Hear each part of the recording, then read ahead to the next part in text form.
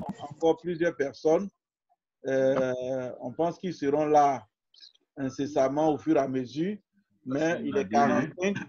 On va commencer et au fur et à mesure qu'ils vont arriver, on va les accepter dans le forum. Donc, ceux qui ne parlent pas, vous pouvez couper votre micro. Et puis, si vous êtes seul, qu'il n'y a pas de bruit autour, il n'y a pas de problème, mais il est recommandé de couper le micro. Et quand vous voulez prendre la parole, vous levez la main ou bien vous ouvrez le micro et puis vous parlez. Donc, bonne écoute. Que Dieu nous bénisse. Bienvenue à la 13e soirée des familles confinées en Jésus. Merci à Joseph et bonsoir à tous. Bonsoir. Voilà, que Dieu nous bénisse. Amen. Nous commençons à recevoir de bonnes nouvelles de par le monde. On voit ce qui se passe un peu dans les pays européens où les restrictions ont commencé à diminuer. Et c'est un bon présage pour nous, pour dire que par la grâce de Dieu, d'un moment à l'autre, on pourra vaquer pleinement à toutes nos activités. Nous continuons de prier pour que le médicament et le vaccin soient trouvés. Et puis, nous continuons de prier pour que notre immunité générale nous permette d'adopter ce virus. Parce qu'en réalité, comme on en parlait dans ce temps avec des amis, vous voyez, l'homme est la dernière des créatures. Dieu a fait toutes choses avant de faire les humains. Mais ce qui est extraordinaire, c'est que Dieu nous a fait à son image, à sa ressemblance. Et parce que nous sommes faits à son image et à sa ressemblance, vous voyez, il nous a tout donné. Une manière de dire que nous sommes venus trouver tous les autres sur la terre. Genèse 1 et Genèse 2 nous montrent que nous avons été créés le 6e jour, hommes et femmes. Et ce qui nous donne droit seulement d'être au-dessus de tous ceux qu'on a trouvés là, qui sont vieux en âge, plus que nous. Excusez, on est en train d'ajuster des choses. Toutes les autres choses sont plus âgées en âge que nous. Mais ce qui fait la différence, c'est que Dieu nous a créés à son image, à sa ressemblance, et nous a donné le pouvoir de dominer sur tout ce qui a existé avant nous. Quel privilège! Quel privilège! Si vous pouvez écrire cette expression avec point d'interrogation ou point d'exclamation, c'est formidable. Vous voyez, la Genèse, c'est extraordinaire. Genèse 1, Genèse 2, Genèse 3. La Genèse, c'est extraordinaire. Créer les derniers à l'image et à la ressemblance de Dieu, il nous établit sur tout ce qui a existé avant. Alors, l'homme qui est le dernier venu, c'est lui qui vient s'amuser et qui crée des problèmes à tous ceux qu'il est venu trouver là. Là, c'est dans Genèse 3, pour que nos enfants aussi qui sont avec nous comprennent. On a appris que Dieu a fait l'homme droit, Dieu a fait l'homme bon, Dieu a fait l'homme juste, mais c'est l'homme qui a cherché des défis. En voulant devenir comme Dieu, malheureusement dans un seul domaine, pour ce qui est de la connaissance du bien et du mal. Et ça, c'est quelque chose qu'il faut rappeler constamment aux hommes, aux femmes et à leurs enfants.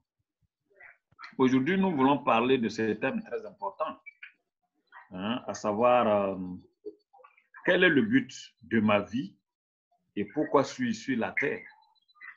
C'est la même chose qu'on dit de plusieurs manières pour que quelque chose se passe ici, chez chacun de nous. Quand nous disons que Dieu est le même hier, aujourd'hui et éternellement, ça veut dire qu'il est constant. Il ne se réunit pas. Et vous lirez dans la Bible que ce qui était, c'est ce qui est encore là. Quand on dit il est le même hier, aujourd'hui et éternellement, tout ce que nous on voit, c'est quand on va dire au nom de Jésus et puis les démons vont fuir, les malades vont être guéris. Ce n'est pas tout. Ça, c'est un minimum. Les disciples croyaient que c'était tout. Ils reviennent de la mission auprès du Seigneur qui a dit d'aller annoncer la bonne nouvelle du royaume. la bonne nouvelle du royaume qui a été perdue sur la terre, là. Que ta volonté soit faite sur la terre comme c'est fait dans les cieux. Oui, c'était ça dans Genèse 1 et 2. La volonté de Dieu qui était faite sur la terre, c'était comme celle qui était dans les cieux. Mais dans Genèse 3, on va voir que tout a changé. Tout a changé. Et ça, c'est par le choix de l'homme, par la volonté de l'homme. Ils reviennent de la mission et ils sont vraiment émerveillés. Ils viennent donner des informations à celui qui connaît tout. Quand on dit que Dieu est omniscient, ça veut dire qu'il connaît tout. Jésus les envoie et ils ne savent pas que Jésus voit tout ce qui se fait là-bas, tout ce qu'ils font. Ils viennent informer le Seigneur et disent, même les démons nous sont soumis. Même les démons nous sont soumis. Jésus a dit, mais ce que vous avez vu là, c'est trop petit. Pendant que vous voyez les petits démons être soumis, moi je voyais leur grand chef qu'on appelle comment? Satan, tomber du ciel comme un éclair. Est-ce que les disciples avaient vu ça? Quelqu'un a dit que si les disciples avaient vu ça là, peut-être qu'ils ne seraient même plus revenus auprès de Jésus. Parce qu'ils ont eu le pouvoir de faire tomber Satan comme un éclair. Ils n'allaient plus revenir. Et Jésus dit, ne vous réjouissez pas de ce que les démons vous sont soumis, mais réjouissez-vous de ce que vos noms sont écrits dans le livre de vie. Dieu nous a fait pour un but. Pour ceux qui n'ont pas dormi tôt hier nuit, vous avez vu le message qu'on a envoyé dans le psaume 147, verset 4, où il a dit que Dieu compte toutes les étoiles. On n'a pas dit que Dieu compte quelques étoiles, mais Dieu compte toutes les étoiles et à chaque étoile, il donne un nom. Vous voyez, nous sommes combien de milliards sur la Terre? Si nous sommes trop, ceux qui n'ont pas été recensés peut-être, il faut aller entre 7 milliards et demi ou 8 milliards. Mais tenez-vous bien, seulement dans notre espace, quand nous sommes sur la Terre, ce qu'on appelle la voie lactée, ce que nous on peut voir dans le ciel, comme dans Genèse 1, Dieu dit qu'il a fait les étoiles pour éclairer la Terre et il n'a pas mis une seule étoile, il n'a pas mis deux, il n'a pas mis une étoile par personne. Quand les gens disent mon étoile est tant, non. Les étoiles sont plus que les humains, le nombre des humains en nombre. Pour le moment, ce que les scientifiques ont découvert, parce qu'avant, il y en a qui ont dit qu'il y avait 1022 seulement. Ah, pour se moquer de la Bible. Dieu dit, Abraham aura une postérité comme les étoiles. Et pour se moquer de la Bible, à l'époque, les gens disaient que il y avait 1022 étoiles. Mais aujourd'hui, ce que les scientifiques ont découvert, c'est qu'il y a 200 à 400 milliards. 200 à 400 milliards d'étoiles dans notre espace qu'on appelle la Voie lactée. 200 à 400 milliards. Et on nous dit, c'est le minimum qu'on connaît, hein, et il y a des étoiles dans d'autres sphères du monde. Hein. Mais ce qu'on nous dit, c'est que Dieu les compte, Dieu connaît le nombre. Comme la Bible dit qu'il connaît le nombre aussi des grains du sable, de sable, au bord de la mer, comme ce qui est de la terre. Et on dit que Dieu non seulement les compte, mais à chacune de ces étoiles-là, Dieu donne un nom. Inspiré ici, cet écrivain sacré nous fait comprendre que Dieu n'a pas créé les étoiles à son image, à sa ressemblance. Il les a créées pour nous éclairer. Il les a créées pour fixer les époques et tout ça avec le soleil, la lune. Mais il ne les a pas créées à son image, à sa ressemblance. Il ne leur a pas donné la gestion de notre monde. Au contraire, c'est à l'homme que Dieu a donné celui qui a été créé le dernier. Quand nous disons que Dieu a des projets de bonheur et non de malheur pour nous, ça ne date pas d'aujourd'hui, ce n'est pas après la chute. C'est avant même notre création. Nous avons appris que Dieu a fait un projet d'abord avant de nous faire venir à l'existence. Et même dans une des soirées, on a vu que chacun de nous est un projet de Dieu. Il a fait le projet. Faisons l'homme à notre image, à notre ressemblance. Voilà ce qu'il va être. Et il a dit maintenant ce qu'il va faire pour qu'il domine sur toute chose, pour résumer. Et aujourd'hui, vous voyez, des gens se suicident. Des gens trouvent que la vie, là, ça ne vaut plus la peine d'être vécue. On vous a parlé des blessures. Quand l'homme et la femme se sont séparés de Dieu, ils ont été blessés. Et il y a des gens qui nous ont dit de reprendre les différentes blessures, comme certains nous ont pris en marche et tout ça. Donc, je vais vous donner les 9 grandes blessures là. Vous allez les noter. On va bien revenir. Mais ce que j'ai dit déjà dans Genèse 1 et 2, vous comprenez? Ce pourquoi nous sommes ici. Pourquoi? C'est nous que le coronavirus est venu trouver. Pourquoi c'est nous qui expérimentons ce qu'on appelle le confinement? Pourquoi c'est nous qui sommes là où nous sommes aujourd'hui? Et pour ceux qui sont célibataires, pour ceux qui sont veufs, veuves, pour ceux qui sont seuls d'une manière ou d'une autre, qui sont des eunuques. Parce que le problème de mariage n'est pas dans leur projet. Même ils savent que s'ils se marient, ils ne seront pas heureux. S'ils ne se marient pas, ils sont tranquilles, c'est mieux. Tous ceux-là, chacun de nous, tant que nous respirons, nous avons une raison d'être. Il faut écrire là où vous êtes là, j'ai une raison d'être. C'est tout ce qu'on veut faire savoir ce soir.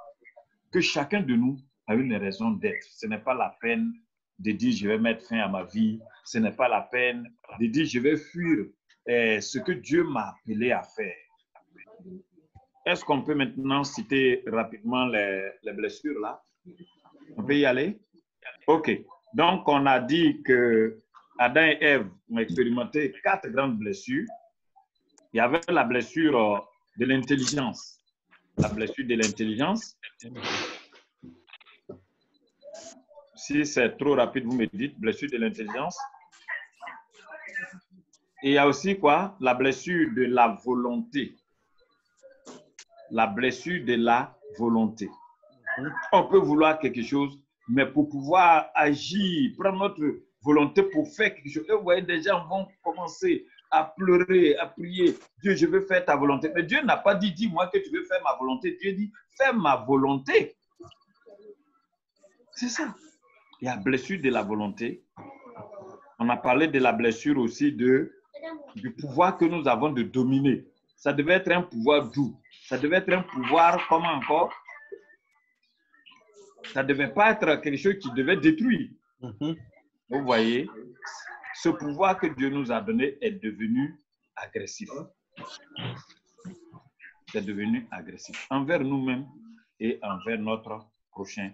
Et on a parlé aussi de la blessure de la sexualité. Ça, c'était les 4 qu'on avait cités par rapport à Adam et Ève qui sont sortis des mains de Dieu, qui n'ont pas été conçus comme nous. Nous, on a hérité ces blessures-là d'eux.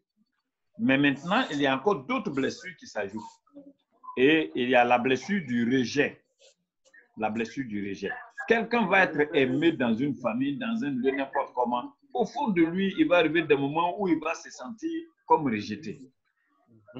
Soit il se rejette lui-même, ou il pense que les autres le rejettent.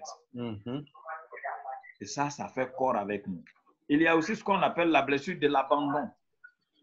Quels que soient les soins que vous allez donner à quelqu'un, à votre mari, à votre femme, à votre enfant, à votre employé, à votre employeur, il y a des moments où, dans notre vie, on a l'impression qu'on est abandonné. Toutes ces blessures-là sont venues par le fait que l'homme a voulu être comme Dieu. Malheureusement, il n'a pas pu l'être et il est devenu moins que ce qu'il était même. C'est la grâce de Dieu qui nous refait. Ah, il y a la blessure de l'humiliation. Ah, est-ce que vous avez entendu des gens dire « il m'a humilié, elle m'a humilié, ils m'ont humilié ». On a constamment peur d'être humilié. Malheureusement, il y a des gens, leur spécialité aussi, c'est d'humilier les autres. Vous voyez? Et il y a la blessure de la trahison. Comme ce chant que les tout petits chantent sur Samson, on dit tu as trahi ton Dieu et ta femme t'a trahi. L'homme et la femme ont trahi Dieu et ils se sont trahis. Chacun s'est trahi lui-même et trahi l'autre. Donc, la blessure de la trahison et il y a la blessure de l'injustice. La blessure de l'injustice. Partout, chacun Si quelqu'un n'est pas le responsable de quelque chose, quel que soit ce qu'on va faire pour lui, il va sentir qu'on n'a pas suffisamment fait. Et vous allez entendre le monde entier qui crie injustice, injustice, injustice. Et donc, voici les 10. Et puis, nous avons vu dans Matthieu 24, 16 à 21, que tout ce qui arrive à la terre, comme ce que nous vivons actuellement, ce sont des choses dont Jésus a déjà parlé. On n'a pas besoin de lire Nostradamus, on n'a pas besoin d'entendre un prophète dire que quelque chose va arriver. Dieu a déjà tout dit. Jésus dit, je vous ai déjà tout dit. C'est parce que les chrétiens eux-mêmes, là, ils n'aiment pas la parole de Dieu comme la seule source. On attend que quelqu'un vienne nous dire notre avenir. Quand tu devais être conçu dans le ventre de ta mère, qui était là pour te dire ton avenir? Notez le psaume 139. Qui était là pour te dire ton avenir? Psaume 139. Ça, c'est quand David ne s'acceptait pas. David ne comprenait pas le but pour lequel il était sur la terre. David passait par une crise. Il se rejetait lui-même. C'est pourquoi après il va dire, je suis une créature merveilleuse. Jusque-là, il ne se voyait pas comme une créature merveilleuse. Et dedans, il va faire savoir que quand nous étions comme une masse informe dans le ventre de notre mère, quand le spermatozoïde et l'ovule se sont rencontrés, toutes les étapes de la vie qui fait que l'enfant devient quelqu'un dans le ventre de notre... Il dit, quand on était une masse même informe, Dieu nous connaissait et dans son livre était écrit tous les jours qui nous étaient destinés, tout le temps que nous avons à vivre sur la terre. On était fait pour vivre éternellement sur cette terre. Dieu dit, si on désobéit, on va mourir, on meurt, mais Dieu, dans sa souveraineté, prévoit un royaume merveilleux à venir dans lequel nous allons vivre éternellement avec lui. Donc, vous voyez qu'il n'a jamais lâché ce qu'il a prévu pour nous. Et donc, avant qu'on arrive à la conclusion de ces choses, le Seigneur dit qu'il y a des choses qui vont arriver. Il n'y a pas une prière qui peut arrêter les fléaux qui arrivent. Mais la promesse qu'il a faite, c'est que quand ces fléaux vont venir, ceux qui lui appartiennent, il va les préserver. Et quand vous lisez dans Matthieu 24, c'est extraordinaire. Il dit que des moments vont arriver, ça sera tellement compliqué que pour ceux qui sont, il parlait à des gens qui étaient à Jérusalem avec lui, il dit, pour ceux qui seront en Judée, fuyez dans les montagnes. Là-bas, là, vous avez les montagnes. Comme si on disait, ceux qui seront à Mans, fuyez dans les montagnes. Mais il y a des gens qui n'auront pas trop de cachettes, comme les cachettes dorées que nous avons eues dans le coronavirus. Il dit que celui qui sera dans les champs ne retourne pas en arrière pour prendre son manteau.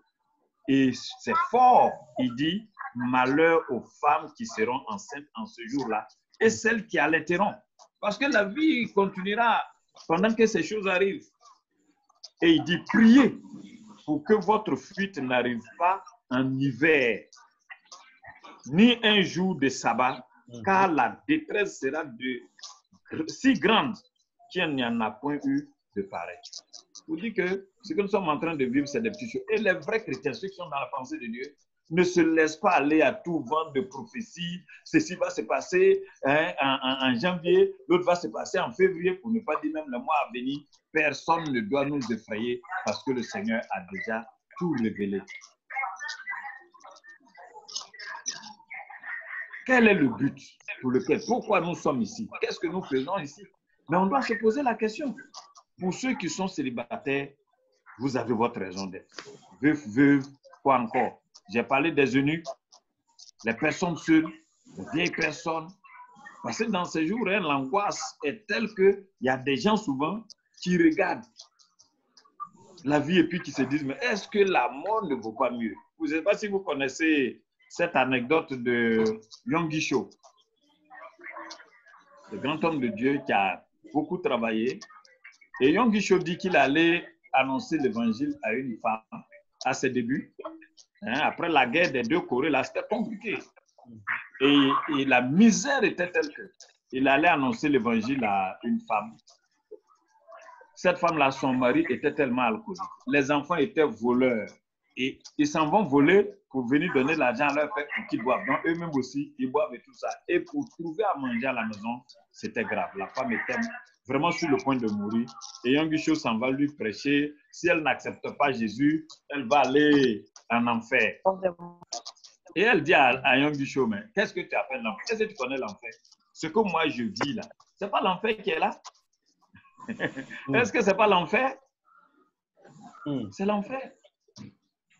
Qu'est-ce que tu m'apportes? Quelle bonne nouvelle. Dis-moi que Dieu veut que même dans cette maladie-là, je sois utile à moi-même, à ma maison, à mon mari qui est alcoolique, à mes enfants qui sont dans le vol, à mes voisins. Dis-moi que si Dieu me laisse vivre, malgré ces souffrances-là, c'est que j'ai quelque chose à faire, j'ai quelque chose à apporter dans ce monde. Mais dis-moi pourquoi Dieu a permis que je sois avec ceux-là. Si je suis avec cet homme, c'est que Dieu a un bon projet pour nous. Il y a quelque chose à faire. Tout ce que Dieu a prévu en permettant que nous soyons ensemble, ce n'est que du bon. Je ne sais pas si vous me comprenez. Aujourd'hui, là, quel est l'évangile des chrétiens? Ah, il va y avoir l'enlèvement. Oh, voilà ce qui va se passer. Oh, voici ce qui se passe. Mais ça, c'est effrayé les gens. Ce n'est pas bonne nouvelle qu'on annonce. Jésus n'attend pas les derniers moments, le monde à venir pour notre bénédiction. Pierre, après avoir entendu quelque chose que Jésus a dit à propos d'un riche qui croyait tellement faire pour le royaume de Dieu, et Jésus a dit, toi, ton problème, là, voici ça. Donc, débarrasse-toi de tes richesses là et puis viens me suivre. Et on dit, il est parti tout triste. Et Jésus a dit, il va être difficile à des gens comme ça d'entrer dans le royaume de Dieu. Il dit, mais si les riches ne peuvent pas entrer, Jésus n'a pas dit que les riches ne peuvent pas entrer. Mais ceux qui ne savent pas que la richesse leur a été donnée pour leur bien et pour le bien aussi de leur prochain. Et Pierre dit, mais si c'est cette affaire-là, nous, on a tout abandonné, puis on a suivi. On gagne quoi? Quelle est notre part? Non, on gagne quoi dans tout ça? Mais regardez ce que Jésus a dit, c'est extraordinaire. Il n'a pas dit, j'attends que vous soyez sauvés. Envoyez-moi l'argent, comme ça, je vais construire vos maisons au ciel. Ça, c'est une injure à Dieu. Jésus dit, je m'en vais vous préparer une place et puis je vais venir. Ce n'est pas vos offrandes que vous ne faites plus là. Dieu, si vous êtes sauvés, Dieu ne prépare pas place pour vous. Pourquoi on laisse l'écriture et puis on sait pourquoi nous sommes sur cette terre? On n'est pas sur cette terre pour mentir comme ça. On est sur cette terre parce que Dieu nous a mis là pour réaliser des projets. Quand je suis seul, il y a ce que Dieu m'appelle à faire. Quand je suis en couple, il y a ce que Dieu m'appelle à faire avec l'autre. Faire que du bien, des œuvres merveilleuses qu'il a préparées d'avance afin que nous les accomplissions. Mais on a vu qu'avec la chute, ça ne sera plus facile à l'homme et à la femme de s'asseoir pour réfléchir sur des faits, pour voir comment faire ceci, cela. Mais ça ne veut pas dire que c'est impossible. Les gens ont dit, mais ça là, c'est que Jésus a dit, mais tout est possible, c'est impossible aux hommes, mais c'est possible à Dieu. Et tous ceux qui vont laisser toutes ces choses d'une manière ou d'une autre, à cause de la persécution, à cause de ceci, cela, ils recevront sur cette terre, dans ce siècle présent, combien de fois? Je vous laisse trouver combien de fois? Combien de fois ce qu'ils auront perdu? Et ils auront encore la persécution dans ce monde. Et puis maintenant, ils auront aussi la vie éternelle. Donc le Seigneur ne nous promet pas seulement le ciel. Il ne nous promet pas seulement le monde à venir, nouvelle terre et les nouveaux cieux. Mais il dit que même dans ce monde compliqué déjà, individuellement, en couple, en famille, en communauté, il y a quelque chose pour lequel il nous a fait. Ce n'est pas parce que Dieu se met en peine pour les étoiles qu'on dit qu'il connaît chaque étoile et les compte, il les connaît. Pour ceux qui nous prennent en marche, on dit dans notre sphère, par rapport à la Terre, il y a 200 à 400 milliards d'étoiles. Et les gens continuent d'en découvrir. Hein? Ce n'est pas parce que Dieu se met en peine pour ces étoiles. C'est pour dire que sur toi, l'être humain qui a été créé à mon image. Si tu crois que je ne te connais pas, sache que les étoiles là, non seulement je connais leur nom, mais je les ai nommées. Je leur ai donné à chacune un nom. Qu'est-ce que ça vous fait de voir que Dieu connaît chaque étoile? et lui a donné un nom. Et puis vous, vous êtes créés à l'image et à la ressemblance de Dieu. Et là, nous allons comprendre pourquoi nous sommes sur la terre. Malgré nos blessures, les blessures qu'on vient de citer, et leurs dérivés, Dieu a toujours un programme merveilleux pour chacun de nous. Le problème, c'est de travailler à trouver son chemin. Pourquoi sommes-nous sur terre? On peut répondre de plusieurs manières. Nous sommes sur terre pour faire la volonté de Dieu. Jésus dit, quand vous priez, la dites au Père Céleste. Voici les paroles qu'il faut dire. Et l'une des paroles, c'est quoi? Que ta volonté soit faite sur la terre comme c'est fait dans les cieux. Dans les cieux, qui fait la volonté de Dieu? Ce sont les anges, les créatures célestes qui sont là-bas. Mais sur la terre, qui doit faire cette volonté? Ce ne sont pas les étoiles, ce ne sont pas les autres créatures. C'est l'homme, le dernier venu, mais créé à l'image et à la semblance de Dieu, qui a été établi. C'est à lui que Dieu a donné. Ouais, même l'évangile que nous prêchons. La Bible dit que les anges veulent même être aussi des messagers de cette bonne nouvelle, alors que Dieu ne leur a pas donné l'occasion. La bonne nouvelle, ce n'est pas aller dire à quelqu'un tu es sorcier, il y a des sorciers dans ta maison. Ce n'est pas ce que Jésus nous envoie faire. Jésus nous envoie dire que ceux qui inspirent les sorciers, que les démons, que le diable, que les hommes ont écouté, au lieu d'écouter Dieu, a fait ce qu'il a fait, mais Dieu tient toujours à réaliser ce que vous avez compris. Dieu tient toujours à ce que vous soyez de son côté pour promouvoir le bien. Le bien envers vous-même et envers les autres. C'est pourquoi Jésus dit, toute la loi se résume, toute la vie humaine se résume en 3 choses. Aimer Dieu avec toute notre énergie et notre prochain comme nous-mêmes. Aimer Dieu, aimer notre prochain et nous aimer. Et donc, il y a tellement de bonnes choses à faire sur cette terre pour être utile. Et en vivant de cette façon, nous nous préparons à la vie future avec Dieu pleinement comme il en était dans le jardin d'Éden. Alors, pour résumer, il était seul. Plus tard, on l'appelait Adam. Dieu l'a appelé homme. Elle était seule. Elle s'appelait femme. Dieu les avait appelés du nom d'homme et l'homme l'a appelée femme parce qu'elle a été prise de lui. Plus tard, elle est devenue Ève, faiseuse d'enfants, parce que Dieu l'a enlevée de toutes les autres activités. Donc, et parce que l'homme l'a enlevé, l'homme qui est séparé de Dieu, l'a enlevé de toutes les autres activités et l'a limité seulement à la procréation. Et à la faveur du premier mai, on vous a encouragé, les hommes, encouragez vos femmes à être actives. Nous reviendrons là-dessus, sur ce que les femmes sont appelées à faire auprès de nous.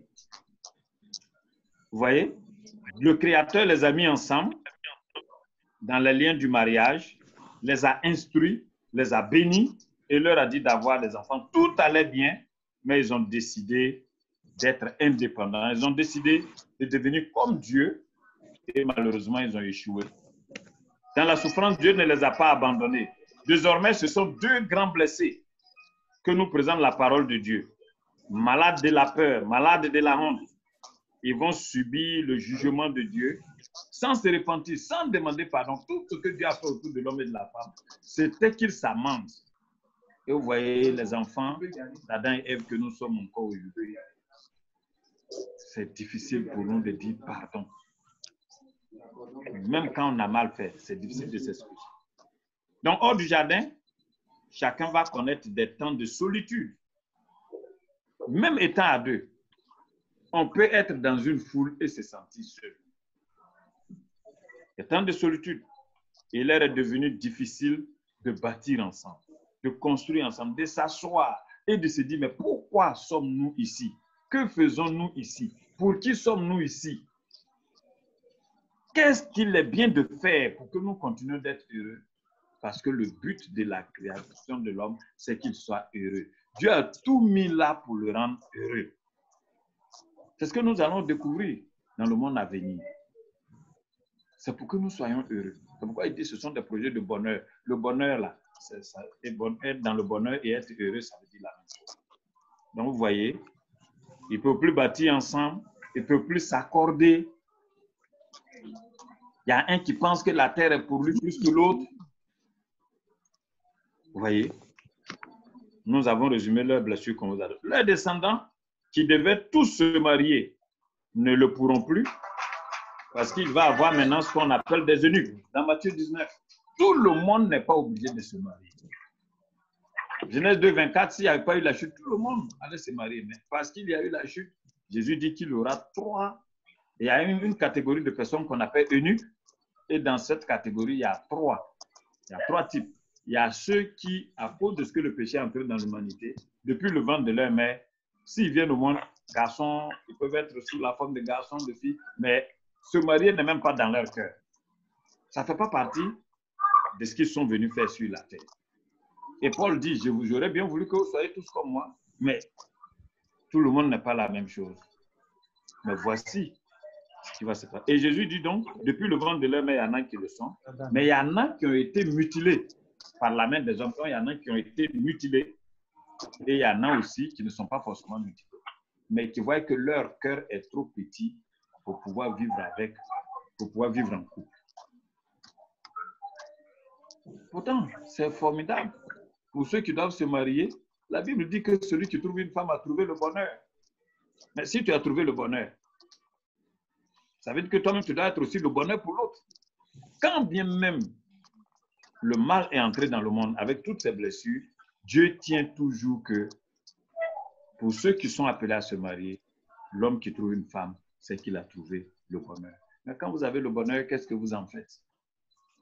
Nous disons souvent que nous n'arrivons pas à communiquer. Il y a tellement de choses qu'on peut dire sur la... Mais notre problème, ce n'est pas ça. Nos blessures, tant qu'on n'est pas guéri de ces blessures, tant qu'on ne fait pas chacun un travail sur son petit cœur qui est dans sa petite poitrine,